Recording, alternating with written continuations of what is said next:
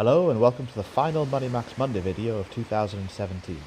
Today we're going to be thinking about the difference between needing something and wanting something. One of the best ways of money maxing I've come across is to assess which of my spends are needs and which of them are wants. Learning and knowing the difference is a real eye-opener. What I found is the things that I've previously labelled as needs were really wants disguised as needs. Advertisers have a lot to answer for regarding this. The subtle message of most adverts is this: your life is missing something, and we can fill that void, so buy our product or service. So for example, we might find ourselves thinking, I need a phone to stay in touch. And well, you might need a phone. But equally we have to add to that, if we're being honest, the phones we have are a lot more sophisticated than the phones we need. I'm writing this now on a Sony Xperia ZX, which does indeed keep me in touch, but not in any real way more than my previous phone. I too gave in to the subtle voice of advertising that was telling me that my former phone just didn't cut it anymore. Had I ignored this voice, I would be £22 a month better off. My phone choice is a want, not a need. Equally, I could say that I need a car to get to work. This may well be true, but only in part. What I really need is to get to work, for which I choose a car as my fulfillment of that need.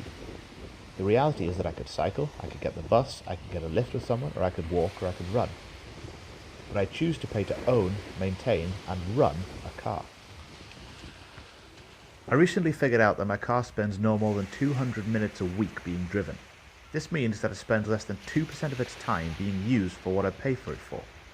And I have quite a small car, which I got for a very reasonable finance plan.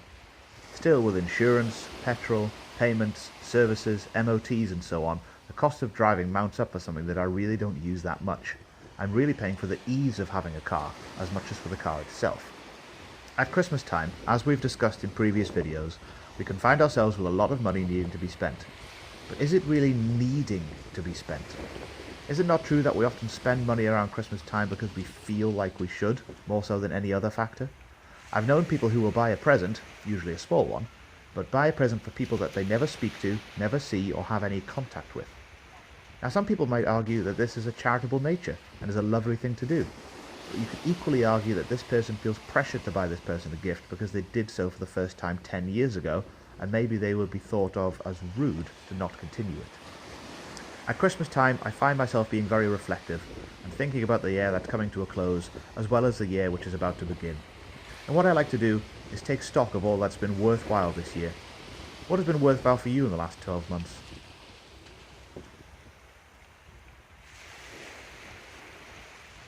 For me, it's been finding joy in a difficult situation. It's been watching the stars every night. It's been sharing a joke with loved ones. It's been watching my daughter learn how to walk. It's been listening to my son learn how to read. It's been spending time with old friends, as well as making new ones. It's been walking on the beach. It's been running further than I've ever run before. It's been spending time with people who are important to me. None of these costs much money, if any money, but the worth that they have surpasses any cost that they might entail.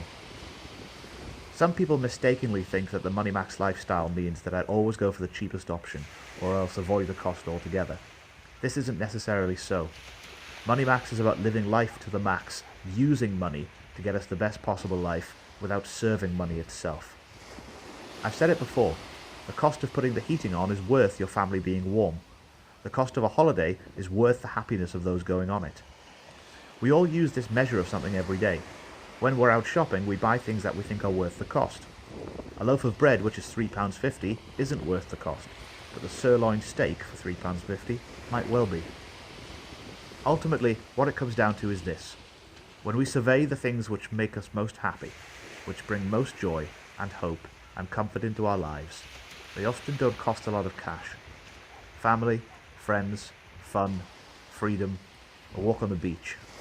These are the things which are worth most to us, and it should be these things which we focus on this Christmas. So have a good Christmas, be kind to yourselves, look after each other, and I'll see you in the new year.